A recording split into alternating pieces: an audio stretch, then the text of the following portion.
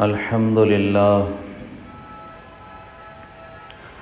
الحمد لله الذي حبب إلينا الإيمان وزينه في قلوبنا وكره إلينا الكفر والفسوق والعصيان وجعلنا من الراشدين والصلاة والسلام على من بعث ليتمم مكارم الأخلاق. أما بعد، قال الله تبارك وتعالى في القرآن المجيد والفرقان الحميد: أعوذ بالله من الشيطان الرجيم. بسم الله الرحمن الرحيم. لقد من الله على المؤمنين إذ بعث فيهم رسولا. صدق الله العظيم. قال النبي صلى الله عليه وسلم: صوموا يوم عاشوراء وصوموا يوما قبله أو بعده، أو كما قال عليه الصلاة والسلام. محترم سامعین کرام، یہ محرم الحرام کا مہینہ چل رہا ہے، اسلامی سال کا پہلا مہینہ ہے۔ اسی سے متعلق اور اس سے پہلے ذی الحجہ میں حضرت عثمان غنی رضی اللہ تعالیٰ عنہ کی شہادت کا واقعہ پیش آیا۔ اس سے متعلق گزشتہ گفتگو چل رہی تھی، کس طرح سے یہودیوں نے ایک سازش کی کہ اسلام کو ہم ختم تو نہیں کر سکتے، لہٰذا اسے کمزور کیا جائے، مسلمانوں سے ہم مقابلہ نہیں کر سکتے، کوئی ایسی سازش رچی جائے کہ مسلمان آپس میں ایک دوسرے کے خلاف جنگ کے لیے آمادہ ہو جائیں۔ یہ سازشیں ہوئیں اور اسی کے نتیجے میں حضرت عثمان غنی رضی اللہ عنہ کی وہ مظلومانہ شہادت کا واقعہ پیش آیا، اور یہ ارادہ بھی تھا کہ آئندہ حضرت عثمان غنی کی شہادت کے بعد حالات کس طرح بگڑتے گئے، حضرت علی رضی اللہ عنہ کی دور خلافت کے حالات، پھر حضرت علی رضی اللہ عنہ کی شہادت، پھر حضرت حسن رضی اللہ عنہ کی تقریباً 6 مہینے کی خلافت، پھر حضرت معاویہ رضی اللہ تعالیٰ عنہ کی بادشاہت اور ملوکیت کی جو ابتدا ہوئی، اور حالات ایسے بگڑتے چلے گئے، فتنے ایسے دن بدن رونما ہوتے گئے کہ بالآخر کربلا کا وہ واقعہ پیش آیا۔ تو ارادہ تو تھا کہ وہ تفصیلی شرارتیں اور سازشیں جو مسلمانوں کے خلاف باضابطہ منظم انداز میں یہودیوں کی طرف سے کی گئیں، اور ایک بڑا نقصان اس کی وجہ سے مسلمانوں کا ہوا، جنگ جمل، صفین، ہزاروں صحابہ، تابعین، مسلمان آپس میں ایک دوسرے کے خلاف جنگ کے میدان میں اتر گئے، کئی مسلمانوں کا خون بہایا گیا، اور ایک بڑا نقصان امت کا ہوا ہے۔ تو وہ اسلام کی ایک تاریخ ہے، کس طرح سے سازشیں ہوئیں، یہ بھی ہر مسلمان کو جاننے کی ضرورت ہے۔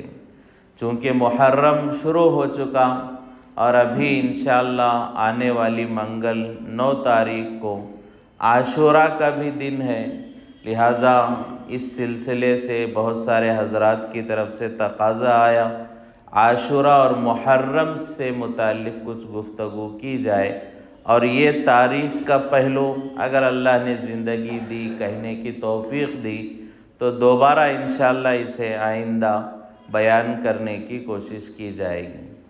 اس لیے کہ آئندہ جمعہ کا ارادہ کرنا تھا، لیکن آئندہ جمعہ بھی ایک اہم موضوع سے متعلق گفتگو کرنی ہے، اور وہ ہے تحریک آزادی میں مسلمانوں کا کردار۔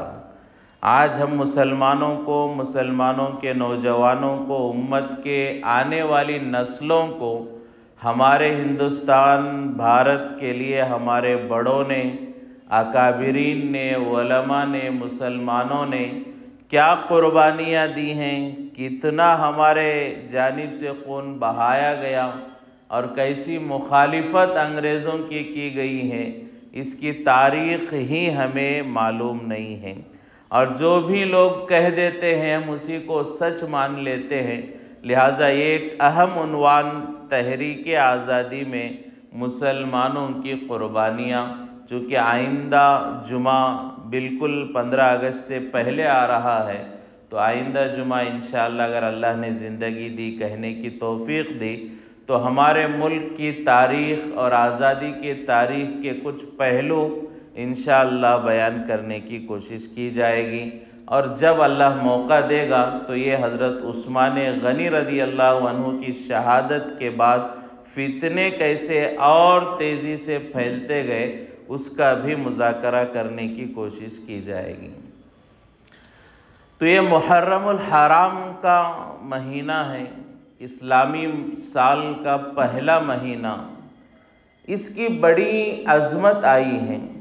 قرآن میں اللہ تبارک و تعالی ارشاد فرماتے ہیں کہ اللہ نے 12 مہینے بنائے، اور اس میں سے 4 مہینوں کو اللہ نے مبارک عظمت والا بیان فرمایا۔ 12 مہینے بھی اللہ ہی نے بنائے، اور اس میں سے 4 مہینوں کو خصوصی امتیازیت اور خصوصی مقام و مرتبہ اللہ نے 4 مہینوں کو نصیب فرمایا۔ وہ کون سے مہینے ہیں؟ ایک تو رجب کا مہینہ ہے جو الگ ہے، باقی 3 مہینے لگاتار ہیں۔ 4 مہینے مبارک ہے، اس میں سے ایک رجب الگ ہے، باقی 3 مہینے یہ لگاتار آتے ہیں، جو 12 مہینوں میں سب سے زیادہ عظمت اور حرمت والے مہینے ہیں۔ ذی قعدہ، ذی الحجہ اور محرم، یہ 3 مہینے لگاتار آتے ہیں۔ ذی قعدہ، ذی الحجہ اور محرم، یہ 3 مہینے، اور رجب کا 1 مہینہ، یہ 4 مہینے بڑے عظمت والے اللہ نے بیان فرمائے ہیں، اور ان مہینوں کی عبادتیں اللہ کو بہت زیادہ پسند ہیں۔ تو اللہ تبارک و تعالیٰ نے جن 4 مہینوں کو مبارک کہا، ان میں سے ایک مہینہ محرم الحرام کا مہینہ ہے۔ اس کے نام ہی کو ہم دیکھیں تو فرمایا محرم الحرام، اس میں جو محرم کا لفظ ہے اور حرام کا لفظ ہے، یہ عربی زبان میں حرمت اور عزت اور عظمت کے لیے استعمال ہوتا ہے۔ جیسا کہ ہم مکے اور مدینے کو حرمین شریفین کہتے ہیں۔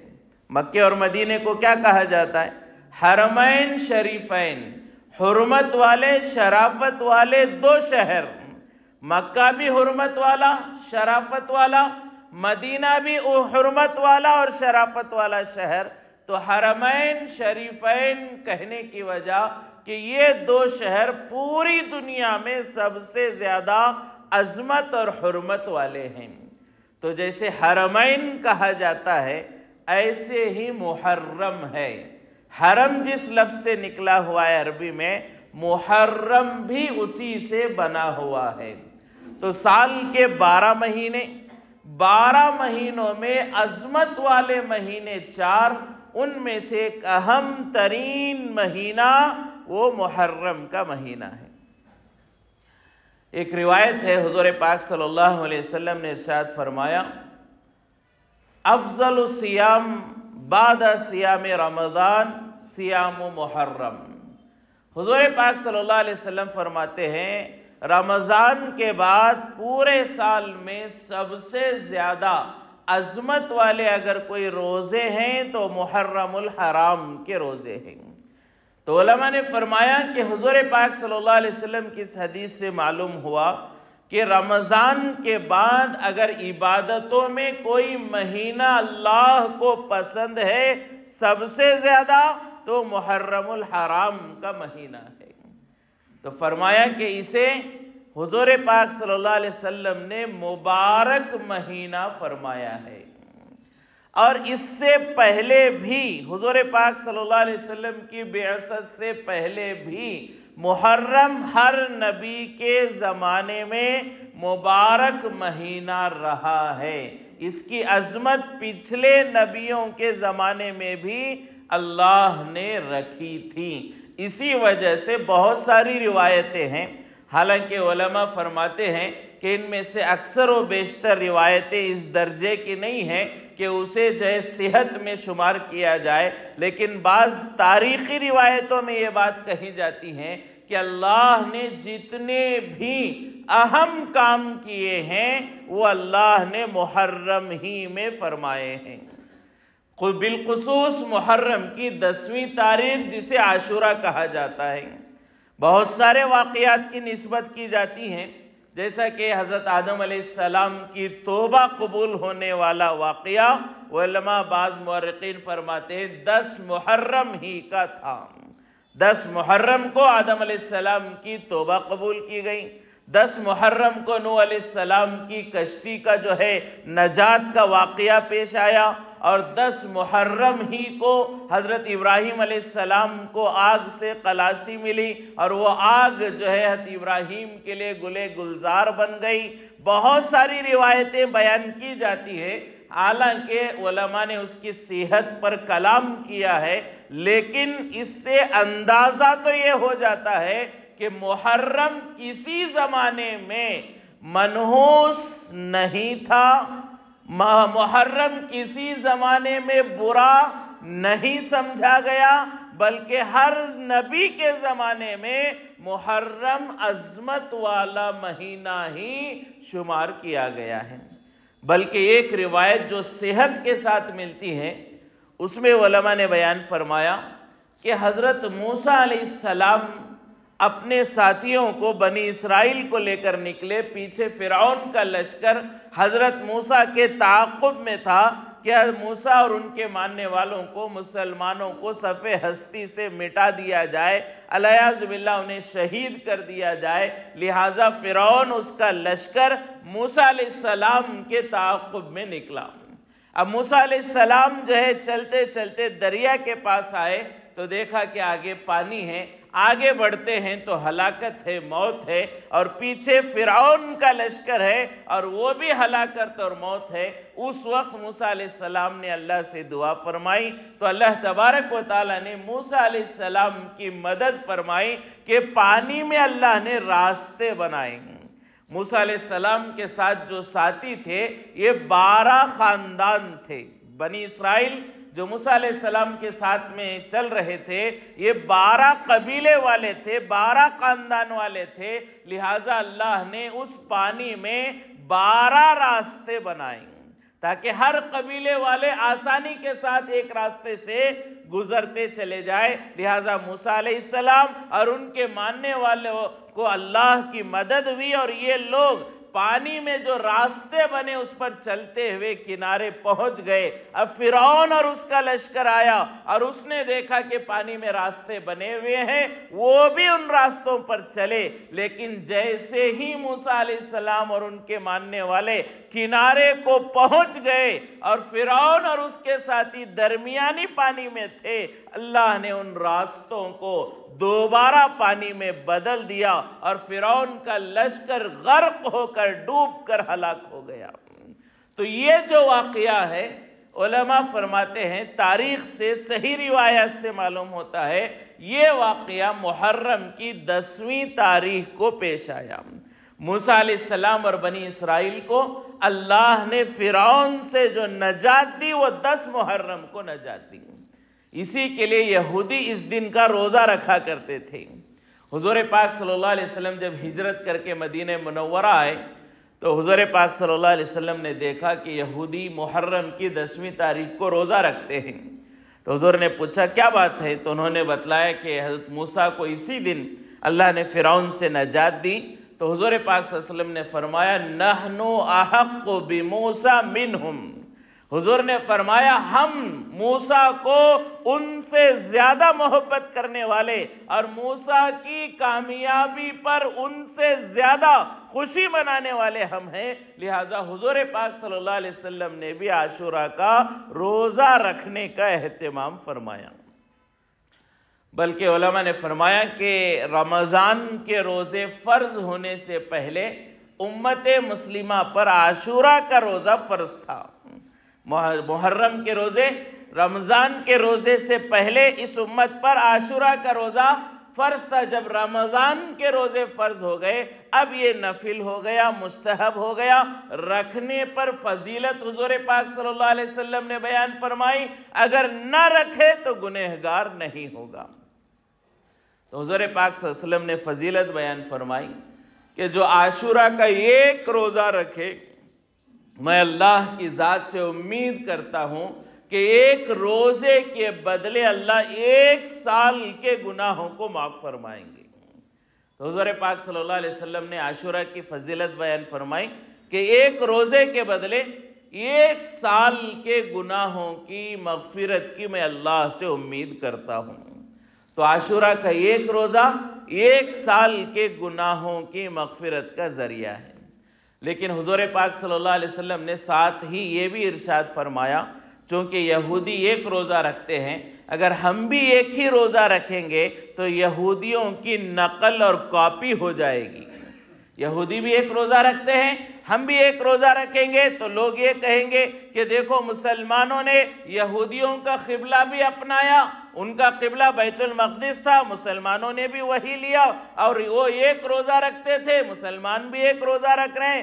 کہیں لوگوں کو شک نہ ہو جائے، مغالطہ نہ ہو جائے، غلط فہمی نہ ہو جائے کہ مسلمان یہودیوں کی طرح زندگی گزارتے ہیں، حضور نے مخالفت کرنے کا حکم دیا اور کہا خالفوا فیہ الیہود، کہ عاشوراء کا روزہ رکھنے میں یہودیوں کی مخالفت کرو، صوموا یوما قبلہا او یوما بعدہا، حضور نے فرمایا صرف 10 تاریخ عاشوراء کا روزہ نہ رکھو، ایک روزہ پہلے ملا لو یا ایک روزہ بعد میں ملا لو۔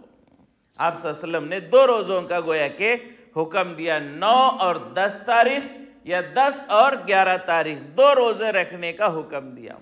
اگر اس سال کے اعتبار سے دیکھا جائے تو پیر اور منگل کا روزہ یا منگل اور بدھ کا روزہ، 2 روزے 9 اور 10 یعنی پیر اور منگل کا روزہ، پھر اگر نہ ہو سکے پیر کو تو منگل اور بدھ کا روزہ، 2 روزے گویا کہ حضور پاک صلی اللہ علیہ وسلم نے رکھنے کا حکم دیا۔ اور جب حضور نے یہ ارشاد فرمایا تو یہ فرمایا اگر اللہ آئندہ سال مجھے زندگی دے تو میں بھی 2 روزے رکھوں گا، لیکن آئندہ محرم سے پہلے اسی سال ربیع الاول کو حضور پاک صلی اللہ علیہ وسلم کا وصال ہوا، لہٰذا حضور نے ارادہ تو ظاہر کیا تھا اگر آئندہ سال میں رہوں تو 2 روزے رکھوں گا، تو حضور کی وہ خواہش تھی، لہٰذا ہمیں بھی چاہیے کہ ہم حضور کی اس خواہش کو، تمنا کو پوری کریں اور ہم 2 روزے رکھنے کا اہتمام کریں۔ آپ صلی اللہ علیہ وسلم کی جو خواہش ہے وہ ہم غلاموں کے لیے ضروری ہے، سعادت ہے، خوش نصیبی ہے کہ اللہ ہمیں حضور کی تمنا اور خواہش کو پوری کرنے کا موقع دے دے، یہ ہمارے لیے سعادت مندی ہے۔ تو اس کے لیے 9 اور 10 کا روزہ یا 10 اور 11 کا روزہ، 2 دنوں کا روزہ رکھنا یہ حضور کا حکم بھی ہے، حضور کی خواہش بھی ہے، لہٰذا 2 روزے رکھنے کا محرم کے اہتمام کرنا چاہیے۔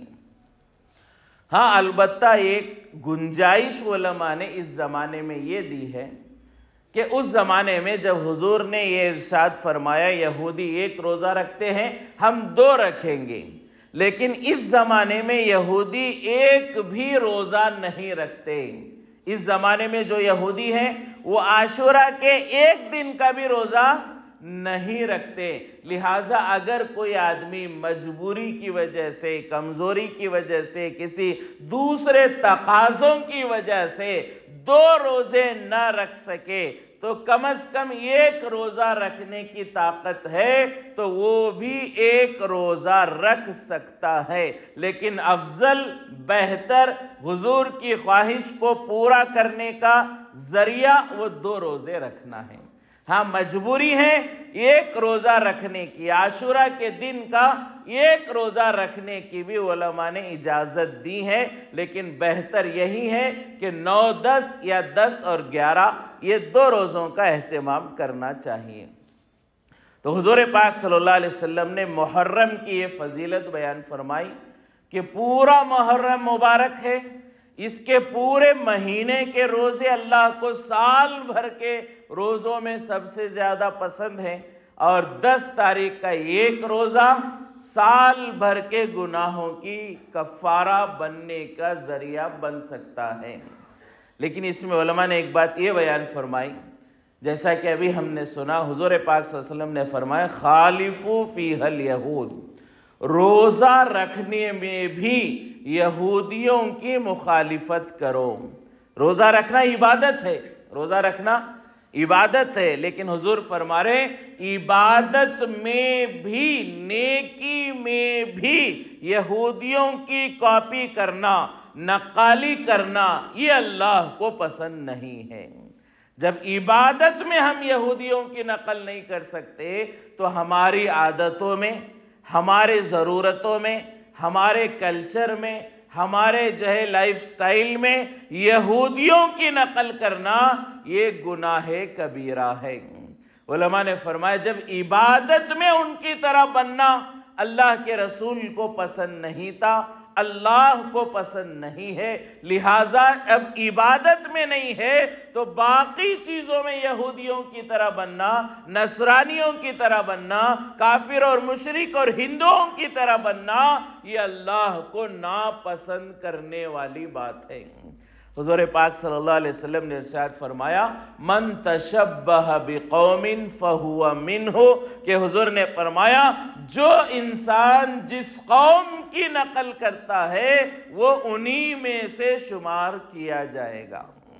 اگر کوئی یہودیوں کی نقل کرے وہ یہودیوں میں شمار ہوگا، کوئی نصرانیوں کی نقل کرے وہ نصرانیوں میں شمار ہوگا، اگر کوئی ہندوؤں کی نقل کرے انہی میں شمار ہوگا۔ لہٰذا حضور نے عبادت میں کسی اور قوم کی نقل سے منع فرمایا تو کاروبار میں، تجارت میں، رہن سہن میں، کپڑوں میں، لباس میں، معاملات میں کسی کی نقل کی گنجائش ہی باقی نہیں رہے گی۔ علماء نے ایک مسئلہ یہاں بیان فرمایا، میں کسی قوم کی طرح کام کر رہا ہوں، مسلمانوں کے علاوہ چاہے یہودی، نصرانی، کفار و مشرکین، ہندو، کسی کی طرح میں کوئی کام کر رہا ہوں اور جان بوجھ کر رہا ہوں کہ میں ایسا کروں تاکہ لوگ مجھے انہی میں سمجھیں تو گناہ کبیرہ ہے، اور اگر میں نے ایسا کیا، ان کا کام کر رہا ہوں، ان کی نقل کر رہا ہوں، ان کی کاپی کر رہا ہوں، ارادے سے نہیں کر رہا، کسی ضرورت کے درجے میں کر رہا ہوں، تب بھی گناہ ہے، لیکن صغیرہ گناہ ہے۔ جان بوجھ کر ارادے سے کرنا کبیرہ گناہ ہے۔ مثال کے طور پر مارکیٹ میں بہت سارے لوگ کاروبار کرتے ہیں، تو جان بوجھ کر وہ ہمیشہ اپنے کسٹمر سے، ہمارے علاقے کی مثال دے رہا ہوں کہ ہمارے علاقے میں بہت سارے دکان والے ہمیں ایسے ملیں گے، جان بوجھ کر ہر کسٹمر سے، چاہے وہ کسٹمر آنے والا مسلمان ہو، ہندو ہو، کوئی بھی ہو، ہر ایک سے ہم کنڑا میں بات کرتے ہیں تاکہ لوگ ہمیں مسلمان نہ سمجھے، یہ گناہ کبیرہ ہے۔ بہت سارے لوگ تجارت میں یہ رویہ ہمارا بن گیا، ہمیں محسوس نہیں ہوتا ہے، حالانکہ رویہ ہمارا بن گیا، جان بوجھ کر ہم ہر ایک آدمی سے، بعض دفعہ کسٹمر مسلمان ہوتا ہے اس سے بھی کنڑا میں بات کرتے ہیں تاکہ کوئی دیکھنے والا مجھے مسلمان نہ سمجھے، یا اس طرح کا کوئی تغرہ، کوئی آیت، کوئی ایسا ہمارے دکان میں نہیں ہوتا تاکہ لوگ یہ سمجھیں کہ یہ تغرہ لگاؤں گا تو لوگوں کو میرا مسلمان ہونا معلوم ہو جائے گا، لہٰذا میں میرے دکان میں کوئی ایسی نشانی نہیں رکھوں گا جس سے مجھے مسلمان سمجھا جائے، بلکہ لوگ مجھے انہی میں کا ایک آدمی سمجھے۔ اگر ایسا کوئی عمل ہے تو گناہ کبیرہ ہے۔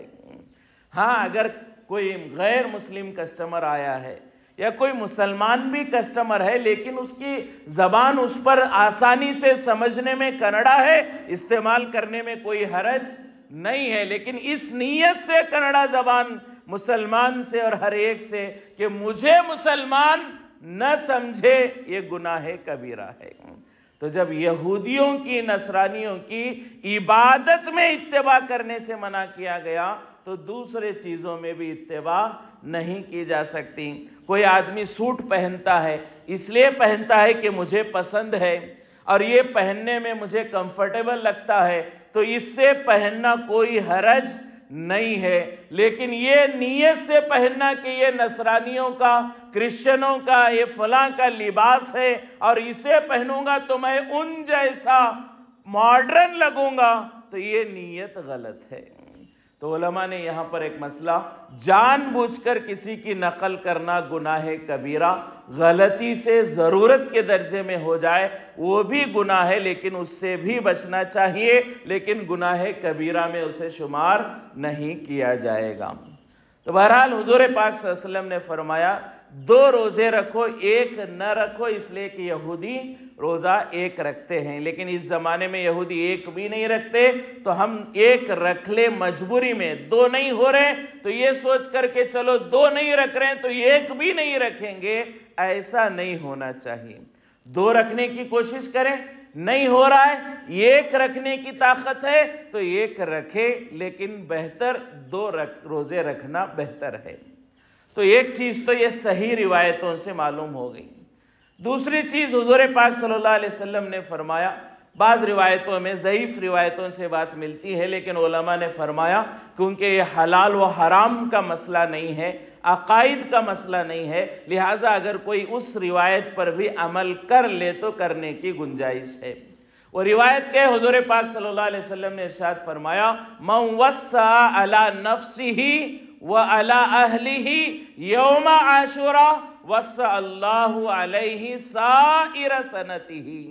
حضور پاک صلی اللہ علیہ وسلم فرماتے ہیں جو عاشوراء کے دن اپنے اوپر، اپنے گھر والوں پر زیادہ خرچ کرتا ہے حلال چیزوں میں، اللہ سال بھر اس کی روزی میں برکت دیتے ہیں۔ ایک روایت ہے، ضعیف ہے، لیکن عمل کرنے کی گنجائش علماء نے دی ہے۔ کیا ہے کہ جو عاشوراء کے دن، محرم کی 10ویں تاریخ کو اپنے اوپر زیادہ خرچ کرے، اپنے گھر والوں پر، بیوی بچوں پر، ماں باپ پر، رشتہ داروں پر زیادہ خرچ کرے تو اللہ سال بھر اس کی روزی میں برکت نصیب فرماتے ہیں، سال بھر اللہ وسعت کا معاملہ اس کے روزی میں فرماتے ہیں۔ تو لہٰذا ایک دوسرا عمل کر لیا جائے تو یہ کوئی اجازت ہے، نہ کرے تو کوئی حرج نہیں ہے۔ تو یہ 2 چیزیں، ان تمام روایتوں سے اور ان تمام باتوں سے ابھی جو ہم نے سنا، یہی اندازہ ہوتا ہے کہ محرم عظمت والا مہینہ ہے۔ کسی بھی روایت سے، حضور پاک صلی اللہ علیہ وسلم کے زندگی کے کسی واقعے سے، صحابہ کے کسی عمل سے یہ نہیں معلوم ہوتا کہ محرم منحوس مہینہ ہے یا خراب مہینہ ہے، ایسا معلوم نہیں ہوتا۔ سب سے پہلی بات تو شریعت سے بالکل محرم کے منحوس ہونے کا کوئی ثبوت نہیں ہے۔ اب رہا دوسرا مسئلہ، اگر ہم محرم کو منحوس سمجھے یا خراب مہینہ، جیسا کہ ہمارے یہاں بعض لوگ محرم کو خراب مہینہ کہتے ہیں، بعض لوگ سفر کو خراب مہینہ کہتے ہیں یا برا سمجھتے ہیں، اس کی گنجائش شریعت میں نہیں ہے، اس لیے کہ حدیث قدسی ہے۔ حدیث قدسی کسے کہتے ہیں؟ جو حدیث ہے حضور پاک صلی اللہ علیہ وسلم نے بیان فرمائی، لیکن الفاظ بھی اللہ کے، مضمون بھی اللہ کا، اسے حدیث قدسی کہتے ہیں۔ تو اللہ تبارک و تعالیٰ نے حدیث قدسی میں بیان فرمایا لا تسبوا الدہر فإننی انا الدہر، حدیث میں ہے، مشکاۃ شریف کی روایت ہے، لا تسبوا الدہر فإننی انا الدہر۔ کیا مطلب ہے؟ اللہ فرماتے ہیں اے لوگو زمانے کو گالی مت دو، اس لیے کہ میں ہی زمانہ ہوں۔ یعنی اگر کوئی زمانے کو گالی دیتا ہے تو گویا کہ وہ اللہ کی قدرت میں کمی نکالتا ہے۔ محرم کو کس نے بنایا؟ اللہ نے بنایا۔ اگر ہم محرم خراب ہے یہ کہیں تو گویا کہ اللہ کی قدرت کو ہم نے خراب کہا ہے۔ محرم کو منحوس کہے تو گویا کہ اللہ کی قدرت پر ہم نے انگلی اٹھائی ہے۔ تو اللہ نے فرمایا زمانے کو برا مت کہو، اس لیے کہ میں ہی زمانہ ہوں، یعنی زمانے کو برا کہنا وہ مجھے برا کہنے کے مترادف اور برابر ہے۔ لہٰذا کسی مہینے کو، کسی دن کو، چاہے محرم ہو، سفر ہو، عقرب ہو، کچھ بھی ہو، کسی بھی دن یا کسی بھی مہینے کو برا کہنا وہ اللہ کی قدرت پر انگلی اٹھانا اور اعتراض اور اشکال کرنے کے برابر ہے۔ لہٰذا محرم کو اللہ نے بنایا، اس میں کمی نہیں ہو سکتی۔ تو اس کا یہ عمل سے بھی ہم ظہور کرنے کی کوشش کریں۔ اگر آج ہم کہیں کہ لوگ محرم کو برا سمجھتے ہیں، ہمارے اسی مجموعے میں سے ہم کہیں کہ ہم محرم کو برا سمجھتے ہیں، تو اکثر کیا تمام ہم لوگ ابھی فوراً کہیں گے نہیں مولانا ہم برا نہیں سمجھتے۔ اکثر کیا کہیں گے؟ ہم برا نہیں سمجھتے، لیکن عمل کیا کہتا ہے؟ ہمارے گھر میں محرم میں شادیاں نہیں ہوتی، ہمارے گھر میں محرم میں کاروبار نیا شروع نہیں کرتے، ہمارے گھر میں کوئی اچھا کام محرم میں نہیں کرتے۔ عمل سے نہ اچھا کام کر رہے ہیں، نہ شادیاں کر رہے ہیں، نہ کاروبار شروع کر رہے ہیں، زبان سے کیا کہہ رہے ہیں؟ ہم محرم کو برا نہیں سمجھتے، حالانکہ عمل سے برا سمجھ رہے ہیں۔ ابھی جا کر ہم معلوم کریں، دھارواڑ میں بہت سارے شادی محل ایسے ہیں، فنکشن ہال ایسے ہیں مسلمانوں کے ہیں، اور اکثر مسلمانوں کے گھروں کی شادیاں ان حالوں میں ہوتی ہیں، وہاں جا کر آپ معلوم کریں محرم کا پورا مہینہ آپ کو خالی ملے گا۔ محرم میں شادیاں نہیں کرتے، لیکن زبان سے ہم کیا کہتے ہیں کہ محرم کو ہم اچھا سمجھتے ہیں، لیکن شادیاں محرم میں نہیں ہو رہی ہیں، کاروبار محرم میں شروع نہیں ہو رہا ہے، نیا گھر بن گیا لیکن محرم میں داخل نہیں ہو رہے، انتظار کر رہے محرم ختم ہو جائے۔ تو یہ سب باتیں بہت ساری غلط فہمیاں ہیں جو محرم کو برا سمجھتے ہیں، یہ غلط ہے۔ محرم برا نہیں، حرمت والا ہے، عظمت والا ہے۔ اچھا، بعض لوگ اسے برا سمجھتے ہیں، کیوں سمجھتے ہیں؟ اس کی بھی تو کوئی وجہ ہونی چاہیے نا، کہ محرم برا ہے تو کیوں برا ہے، منحوس ہے تو کیوں منحوس ہے؟ تو اس کی وجہ بعض لوگوں کے ذہن میں یہ ہوتی ہے، محرم میں حضرت امام حسین رضی اللہ عنہ کی شہادت ہوئی ہے۔ کیا سوچتے ہیں کہ امام حسین رضی اللہ تعالیٰ عنہ کی شہادت محرم میں ہوئی اس لیے محرم منحوس ہو گیا، حالانکہ ایسا مسئلہ نہیں ہے۔ مثال کے طور پر میری ماں، میرے والد، میرے بیوی، بچے، میرے گھر میں کوئی ہمارے خاندان کا جمعہ کے دن انتقال ہو گیا تو کیا جمعہ کا دن منحوس ہوگا؟ میرے گھر میں کوئی جمعہ کے دن مر جائے تو کیا جمعہ کا دن منحوس ہوگا؟ نہیں، بلکہ ہم کیا کہیں گے؟ میرے بیٹا، میری بیوی، میری ماں، میرے باپ کی خوش نصیبی ہے کہ جمعہ اللہ نے اس کی موت کے لیے منتخب فرمایا۔ جمعہ کے دن میرا بیٹا مر جائے تو جمعہ منحوس نہیں ہوگا، میرا بیٹا مبارک ہوگا، میری ماں مبارک ہوگی جو جمعہ کے دن مر گئی، میرا بھائی مبارک ہوگا جو جمعہ کے دن مر گیا۔ بلکہ اللہ والے تو دعا کرتے ہیں، اے اللہ ہمیں جمعہ کی موت نصیب فرما۔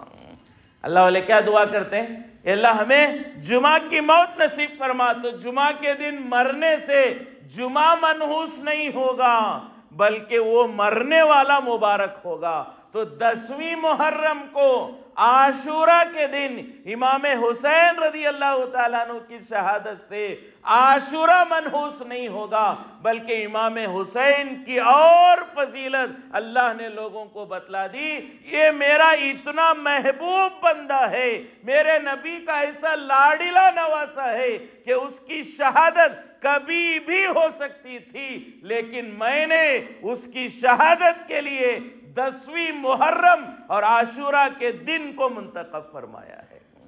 حضرت امام حسین کی شہادت تو کبھی بھی ہو سکتی تھی، لیکن 10ویں محرم کو اللہ نے منتخب فرمایا تو حضرت امام حسین کی عظمت کو ہمیں سمجھانے کے لیے فرمایا کہ میرے نزدیک امام حسین کا مقام اتنا بلند ہے۔ لہٰذا امام حسین رضی اللہ تعالیٰ عنہ کی شہادت یقیناً ایک المناک اور دردناک واقعہ ہے۔ قیامت تک جب بھی ہر سال محرم کی 10ویں تاریخ آئے گی، امام حسین رضی اللہ تعالیٰ عنہ اور ان کی شہادت اور ان کے خاندان اور ان کے ساتھ میں آنے والے اہل بیت حضور کے خاندان والوں کی قربانیاں ضرور یاد کی جائیں گی، اور یقیناً رہتی دنیا اس مظلومانہ واقعے کو یاد کر کے آنسو بہائیں گے، اور جو امام حسین سے اور ان کے گھر والوں سے محبت نہ کرے اور ان کی یاد میں غم نہ ہو تو وہ مسلمان ہو ہی نہیں سکتا ہے۔ جس سے ہمارے نبی محبت کرتے تھے، جو شہزادہ ہمارے نبی کا لاڈلا تھا، جس کے ناز و نخروں کو نبی جمعہ کے خطبوں میں وہ برداشت کرتے تھے، جن کے ناز و نخروں کو حضور پاک صلی اللہ علیہ وسلم نے پوری زندگی خوشیوں سے برداشت کیا۔ فرمایا کہ ایک مرتبہ حضور پاک صلی اللہ علیہ وسلم گھوڑا بنے ہوئے ہیں، امام حسن اور حسین رضی اللہ تعالیٰ عنہ سواری کر رہے، غالباً حضرت عمر آئے، کہا کیا بہترین سواری ہے، تو حضور پاک صلی اللہ علیہ وسلم نے فرمایا کیا تم نہیں دیکھتے سواری بہترین ہے لیکن سوار بھی کتنا بہتر ہے۔ امام حسین کی تعریف حضور پاک صلی اللہ علیہ وسلم نے فرمائی، ان کے لبوں سے اپنا لب لگایا۔ ایک واقعہ لکھا ہے کہ رات کو امام حسین رضی اللہ تعالیٰ عنہ بچپن میں آرام کر رہے ہیں، پیاس کی وجہ سے رونے لگے، فوراً حضور پاک صلی اللہ علیہ وسلم اٹھے اور دیکھا کہ گھر میں پانی نہیں ہے، باہر سے جا کر پانی لانا تھا۔ امام حسین رضی اللہ تعالیٰ عنہ کے رونے کی آواز سن کر حضور پاک صلی اللہ علیہ وسلم نے جو ہے یہ سوچا کہ باہر جا کر پانی لانے تک دیر ہوگی، بچے کو امام حسین کو پھر امام حسن کو دونوں کو جو ہے پیاس لگی تھی، حضور پاک صلی اللہ علیہ وسلم نے اپنے گود میں لیا، اپنے سینے کے قریب کیا۔ علماء فرماتے ہیں حضور نے اپنی زبان مبارک کو امام حسین رضی اللہ عنہ کے منہ میں ڈالا اور وہ چوسنے لگے اور ان کی پیاس کو اللہ نے بجھا دیا۔ ایسی محبت حضور پاک صلی اللہ علیہ وسلم کو اپنے لاڈلے نواسے سے۔ تو امام حسین رضی اللہ تعالیٰ عنہ کی محبت، امام حسین رضی اللہ تعالیٰ عنہ کی عظمت اور ان کی شہادت کا غم ہر مسلمان کے دل میں ہوتا ہے، ہونا ہی چاہیے، قیامت تک یہ غم ہوگا۔ لیکن امام حسین رضی اللہ عنہ کی شہادت کی وجہ سے عاشورہ منحوس اور خراب دن شمار نہیں کیا جائے گا۔ ان کی شہادت اپنی جگہ، انہیں اللہ نے وہ بلندیاں نصیب فرمائی۔ تو فرمایا کہ امام حسین رضی اللہ تعالیٰ عنہ کی شہادت کا وہ واقعہ یقیناً بڑا المناک واقعہ کہ حضور کے گھر کے، آج ہمارے گھر میں کسی کا انتقال ہو جائے ہم سب تڑپ جاتے ہیں۔ اگر کسی خاندان میں 2-4 لوگ، بہت سارے مرتبہ ہم سنتے ہیں کہ سڑک حادثہ ہو گیا، ایک ہی گھر کے 3 لوگ انتقال کر گئے، 4 لوگ انتقال کر گئے، ہم سننے والے پریشان ہو جاتے ہیں، دل میں غم ہوتا ہے، ان کے جنازے میں پورا گاؤں کا گاؤں ٹوٹ پڑتا ہے کہ ایک ہی گھر کے جو ہے اتنے لوگ شہید ہو گئے، انتقال کر گئے، کتنا ظلم ہو گیا، کیسا غم کا حالات ہے۔ فرمایا آج ہمارے گھر میں، ہمارے خاندان میں کسی کے 2-3 لوگ مر گئے تو ہمیں غم ہوتا ہے، وہ تو حضور کا خاندان ہے، حضور کے گھر والے ہیں، حضور کی اولاد ہیں، اور 72 لوگ ایک ہی دن میں شہید کر دیے جائے تو کتنا غم کا واقعہ ہوگا، کیسا المناک واقعہ ہوگا۔ علی اکبر کو شہید کیا گیا، علی اصغر کو شہید کیا گیا، بڑے بڑے جو ہے مقام اور بلند ہستیاں اور شہزادے جنت کے نعمتوں سے آراستہ کیے جانے والے حضور کے اس خاندان کے کئی جوانوں کو، چراغوں کو اس دن کربلا کے میدان میں شہید کیا گیا، اور ہر ایک آتے گئے اللہ کے نبی حضور پاک صلی اللہ علیہ وسلم اور اپنے نانا کے نام پر اور نانا کے دین کے نام پر جانے قربان کرتے گئے۔ وہ کیا حال ہوگا، وہ منظر دیکھ کر آسمان پر فرشتے بھی تڑپ اٹھے ہوں گے۔ فرمایا یقیناً وہ حادثہ غمناک ہے، المناک ہے، لیکن اس کی وجہ سے محرم منحوس نہیں ہوگا اور اس کی وجہ سے ماتم نہیں منایا جائے گا، اس لیے کہ شہید پر ماتم نہیں منایا جاتا۔ شہادت ایک نعمت ہے اور اللہ جس بندے کو چاہتے ہیں اسی کو شہادت ملتی ہے، ہر انسان کو شہادت نہیں ملتی، اور جسے شہادت مل جائے یقیناً وہ اللہ کے نزدیک بڑا محبوب بندہ ہوتا ہے۔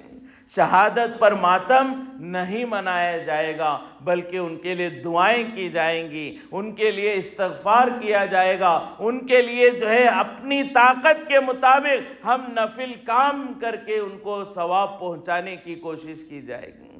لیکن آج ہم ایسا شیطان نے ہمیں بہکایا ہے، عاشورہ کے دن امام حسین رضی اللہ تعالیٰ عنہ اور اس کربلا کے میدان میں شہید ہونے والوں کے لیے کوئی ایصال ثواب تو چھوڑیں، ایسے غلط کاموں میں ہمیں لگایا کہ ثواب کی جگہ گناہ میں ہم ملوث ہو رہے ہیں۔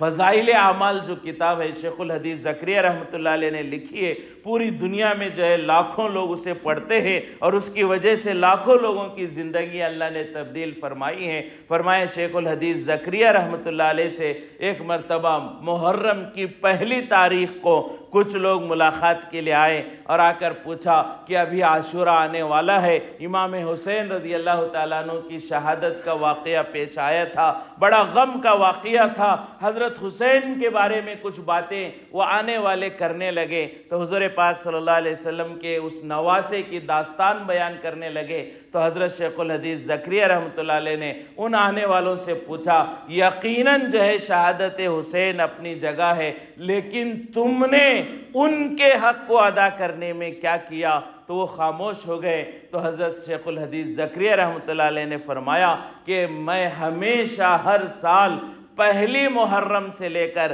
10ویں محرم تک ہر دن ایک قرآن ختم کرتا ہوں اور کربلا کے شہیدوں کے نام پر بخشتا ہوں۔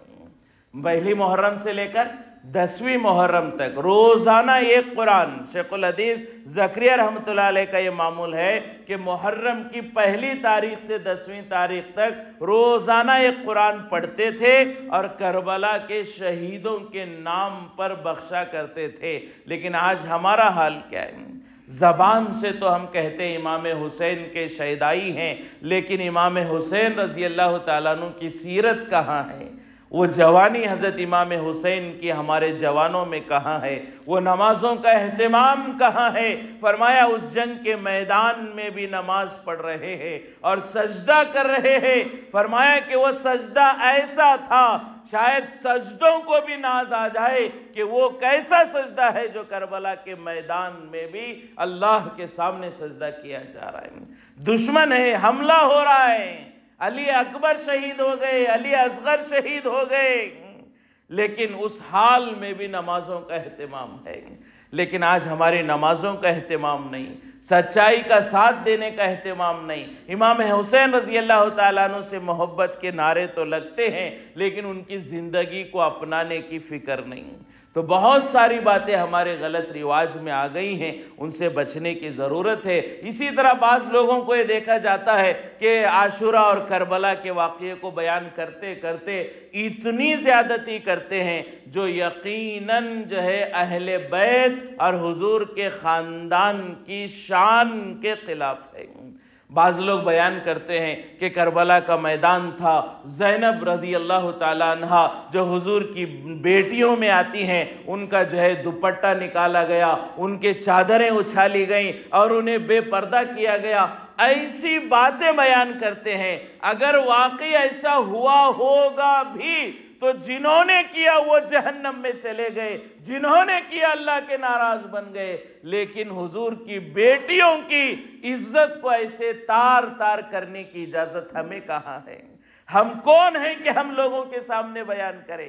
آج اگر میری بیٹی کے ساتھ، میری بہن کے ساتھ کوئی زیادتی ہو جائے، کوئی بد اخلاقی بدتمیزی کرے، کیا میں لوگوں کے سامنے بولتا پھروں گا کہ میری بیٹی کی زیادتی کی گئی، میری بہن کی عزت کو اچھالا گیا؟ میں اپنے گھر کی عورتوں کی عزت باہر نہیں لاتا، نبی کے خاندان کی عورتوں کی عزت کو اچھالنے میں ہم امام حسین سے محبت سمجھتے ہیں۔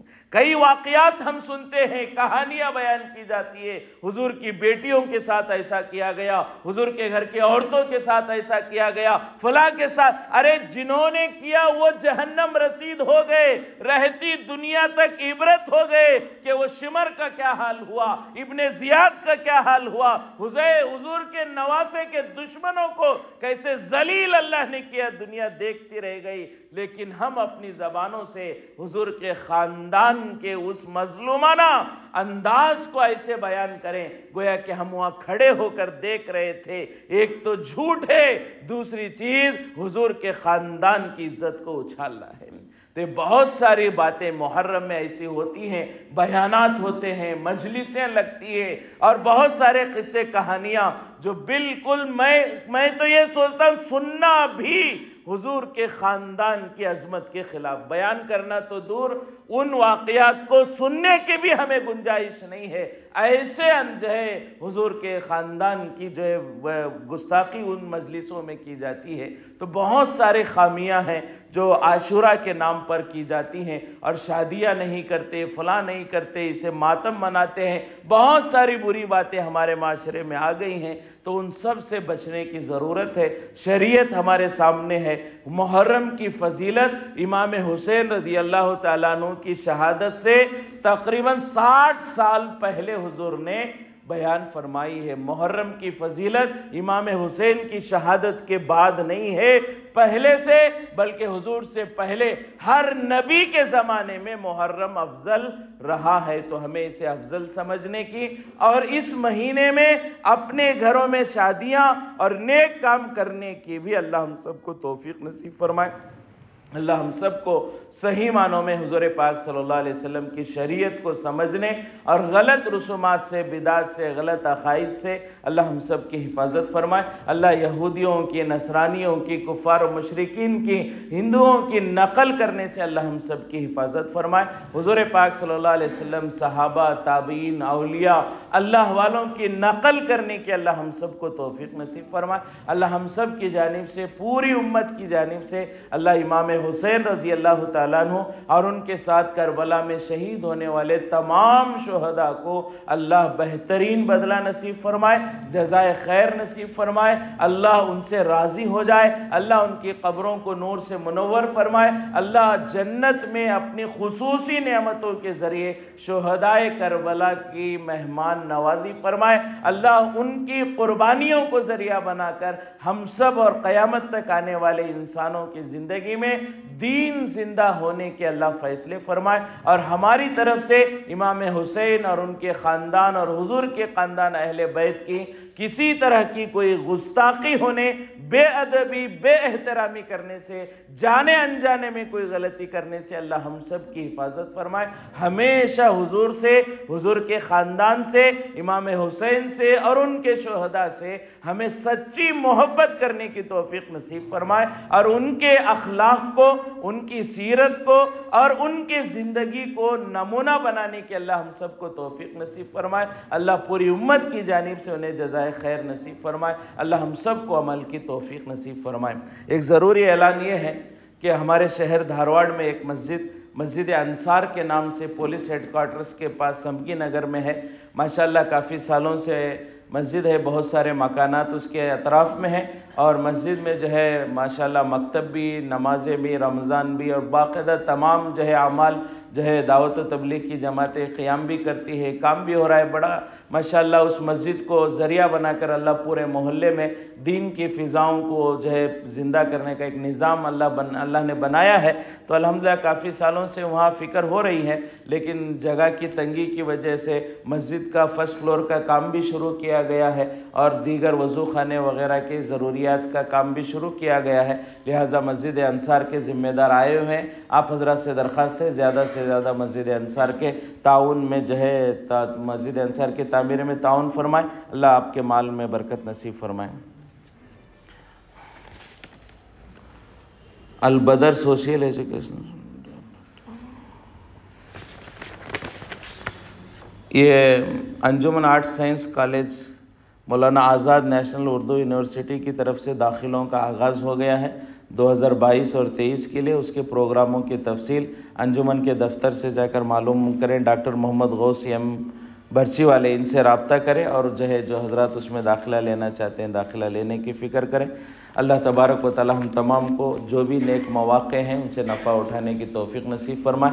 ایک ضروری اعلان ہے کہ ہمارے منا بھائی ماڑا پور جو ہے ہماری اس مسجد کے جو ذمہ دار رحمان بھائی ہیں، ان کے بھائی ان کے اہلیہ بیمار ہیں اور بہت زیادہ جو ہے مرض بڑھ چکا ہے. لہٰذا دعا فرمائے اللہ ان کو صحت نصیب فرمائے، شفا نصیب فرمائے.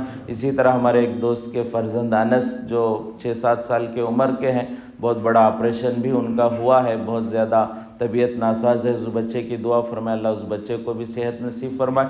اسی طرح خود ہم میں، ہمارے رشتہ داروں میں، خاندان میں، ماں باپ میں، اساتذہ میں جو بھی بیمار ہیں اللہ ان سے سب کو صحت نصیب فرمائے، اور جن کا انتقال ہو گیا پوری امت میں اللہ ان سب کی مغفرت فرمائے، درجات بلند فرمائے.